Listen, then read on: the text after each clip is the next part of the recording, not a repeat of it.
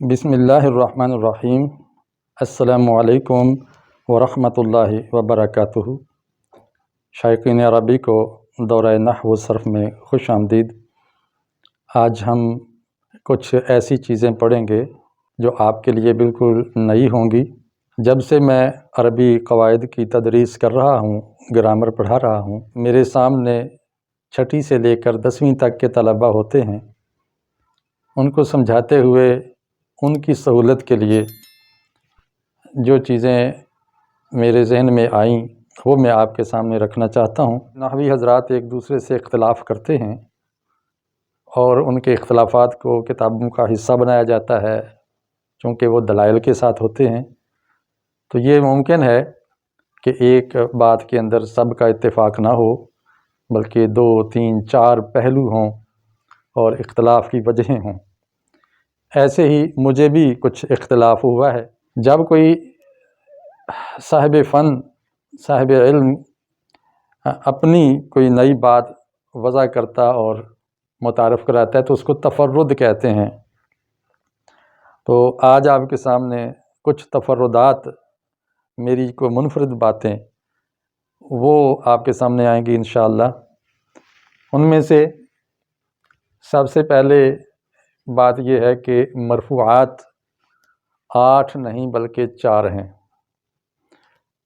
نحو کی کتابوں میں مرفوعات کی تعداد 7 بھی بتائی گئی ہے، 8 بھی بتائی گئی ہے، اور میں سمجھتا ہوں کہ یہ 4 ہونی چاہیے: مبتدا، خبر، فاعل اور نائب الفاعل۔ ان 4 کا تو کسی کے ہاں کوئی اختلاف نہیں ہے۔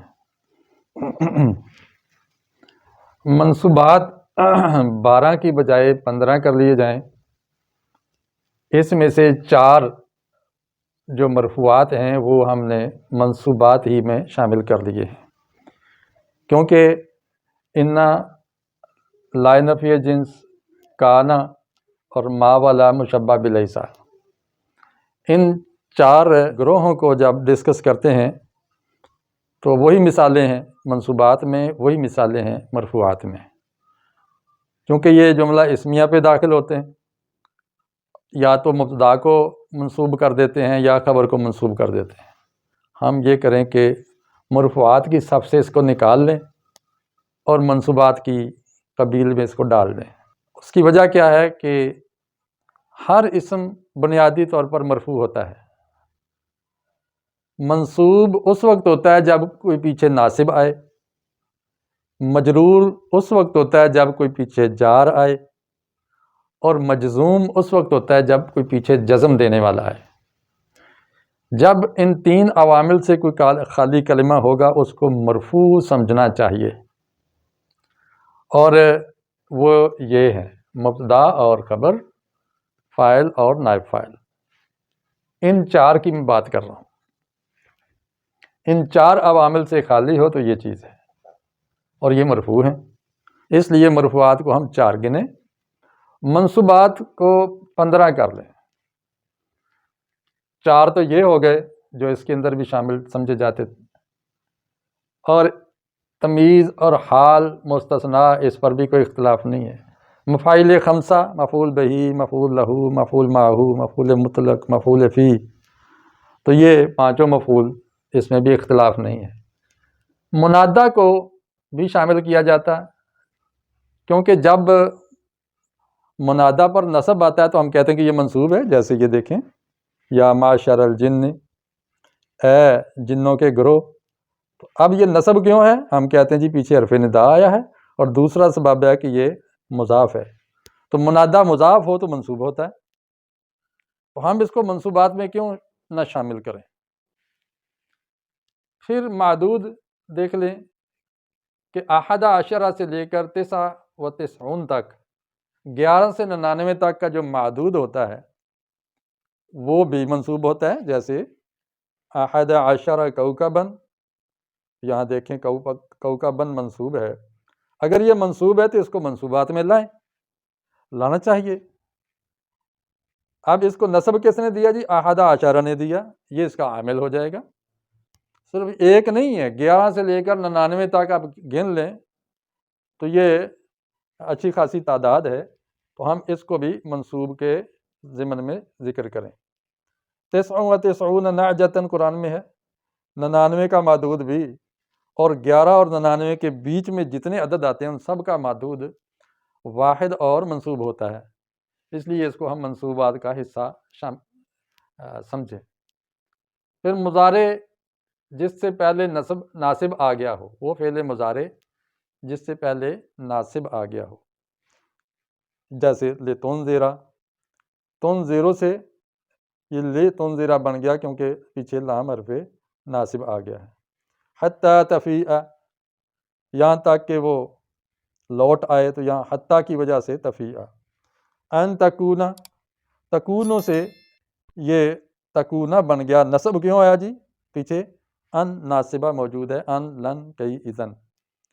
پھر اس میں بھی ایک میں ترمیم چاہتا ہوں، بجائے اس کے کہ ہم کہیں کہ مضارع کو نصب دینے والے 4 ہیں، ہم اس کو 6 کہیں کہ 6 ہیں، لی اور حتیٰ کو بھی اس میں شامل کر لیں۔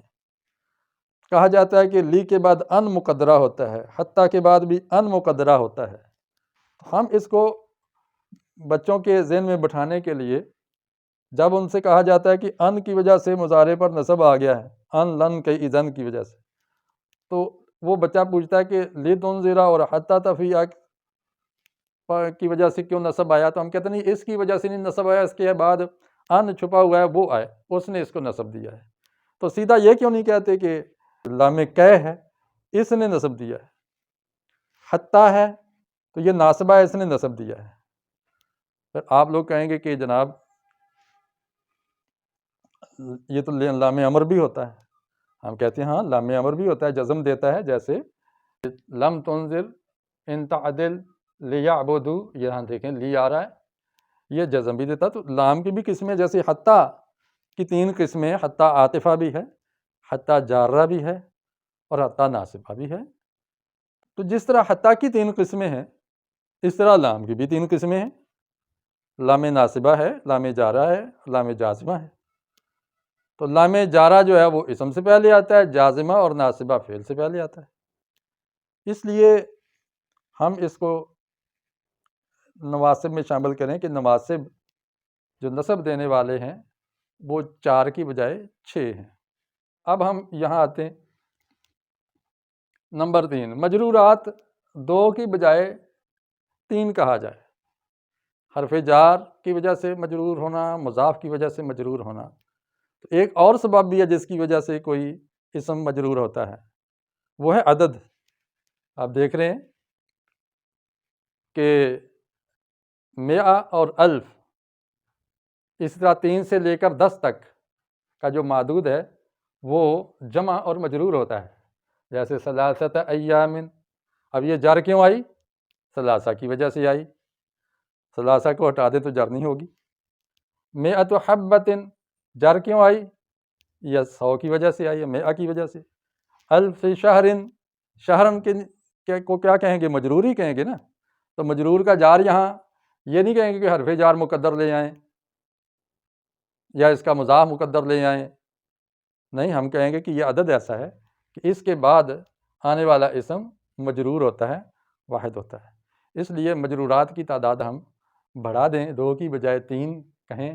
ایک ہے جو جار کا معمول ہو، دوسرا مضاف کا معمول ہو، تیسرا عدد کا معمول ہو، اور وہ عدد مختص ہیں 3 سے 10، 1000 اور 100، 100 اور 1000۔ پھر نحو کی کتابوں میں مجزومات کو بھی شامل کرنا چاہیے۔ اگر نحو کا موضوع من حیث الاعراب والبناء، یعنی اعراب، مورب اور مبنی ہونے کی حیثیت سے اس پر بحث کرنا ہے کلمات ثلاث میں، تو کلمات ثلاث میں فعل بھی ہے اور اس میں اعراب بھی ہے، آخری کلمہ ہے، تو مضارع کو بھی ہم مجزومات کے اندر شامل کر لیں۔ اس طرح یہ 3 یہ مجزومات ہو کے یہ ایک چوتھا مقصد بن جائے گا۔ ہدایت النحو میں 3 ہیں، مقصد اول مرفوعات، مقصد ثانی منصوبات، اور مقصد ثالث مجرورات۔ تو ہم مقصد رابع اس کو قرار دے دیں، وہ مجزومات۔ وہ کیا ہے کہ اگر مضارع سے پہلے حرف جازم لم، لما، لام امر، لائے نہیں 4 ہیں، حرف شرط آ جائے تو مضارع پر جزم آ جاتی ہے۔ اسی طرح فعل امر کو بھی اس میں شامل کریں۔ ایک تو ہے لام امر آ جائے تو جزم آ جاتی ہے، جیسے یہاں پہ ہے لام امر آ جائے تو جزم آ گئی ہے، اور ایک ہے کہ لام امر نہیں ہے لیکن پھر بھی جزم آئی ہے، جیسے حاضر کے صیغے اعبد، انصر، افتح۔ تو جس طرح احسن یہاں آیا ہے احسن، اب اس کے پیچھے کوئی عامل نظر نہیں آ رہا لیکن یہ مجزوم ہے، کیوں کہ فعل امر حاضر کے صیغے مجزوم ہوتے ہیں، اور اگر لام امر آ جائے تب بھی مجزوم ہوتے ہیں، حرف شرط آ جائے تو تب بھی، حروف جازمہ میں سے کوئی آ جائے تب بھی مجزوم۔ تو یہ 3 طرح کے جازم ہیں جو فعل مضارع کو جزم دیتے ہیں۔ یہ ہیں کچھ تفردات۔ آگے کچھ اصطلاحات میں تبدیلی کی ضرورت ہے، مثلا کانا و اخوات کو کہا جاتا ہے یہ افعال ناقصہ ہے، ٹھیک ہے، کیونکہ اس میں ہر فعل ناقص کی پوری گردان نہیں ہوتی اور اس کے اندر کام کا مفہوم بھی واضح نہیں ہوتا، اور لیکن اس کو مشبہ بالفعل بھی کہنا چاہیے، بجائے اس کے ہم انا انا کا انا لیتا یعنی انا اور اخوات کو مشبہ بالفعل کہیں، جبکہ اس کی مشابہت یہ بتائی جاتی ہے کہ یہ بھی فعل کی طرح نصب اور رفع دیتے ہیں۔ میں کہتا ہوں کہ مشبہ بالفعل کہلانے کا حق کانا و اخوات کو ہے، اس کی وجہ یہ ہے کہ اس میں 2 طرح کی مشابہت پائی جاتی ہے، صرف اعراب کی نہیں، اس کی گردان کی بھی مشابہت ہے۔ اب دیکھیں کانا، یکون، کن، لا تکن، کائن، یعنی ماضی، مضارع، امر، نہی، اور اس میں مشتق، یہ ساری چیزیں اس فعل سے بن رہی ہیں، فعل ناقص سے، جس طرح کہ فعل تام سے بنتی ہیں۔ تو ایک یہ مشابہت ہے کہ اس کے صیغے پھر کانا کی گردان پوری ہو جاتی ہے، یکون کی گردان پوری ہو جاتی ہے، لیسا کی ماضی کی گردان ہوتی ہے، مضارع کی نہیں، اصبح، یصبح، تو اس کی ماضی اور مضارع کی گردان ہوتی ہے۔ اس طرح گردان ہونے میں، مختلف صیغوں میں جانے میں زیادہ سے زیادہ مشابہت کانا اور اخوات کی ہے، نہ کہ انا انا کا انا کی۔ نمبر 2 کہ اس کا جو عمل ہے وہ فعل کے مشابہ ہے بالکل۔ اب دیکھیں کان اللہ علیمن، تو فعل کے بعد والا اسم مرفوع اور اس کے بعد والا منصوب، ایسے ہی جیسے خلق اللہ الانسان، فعل تام ہے، اس کے بعد والا مرفوع اور اس کے بعد والا منصوب۔ تو یہ ترتیب زیادہ موزوں ہے اور اس کا نام رکھا جائے مشبہ بالفعل، بجائے اس کے کہ یہ ان اللہ قادر، یہ تو ترتیب میں بھی وہ رفع اور نصب اس ترتیب کا نہیں ہے، پھر انا کی گردان بھی نہیں ہے، نہ کہ انا کی گردان ہے، پھر یہ حروف ہیں، ان کو حروف مشبہ بالفعل کہنے کی بجائے کیا کہا جائے؟ ہم کہیں گے حروف نواصب مبتدا، کہ یہ وہ حروف ہیں جو مبتدا کو نصب دے دیتے ہیں۔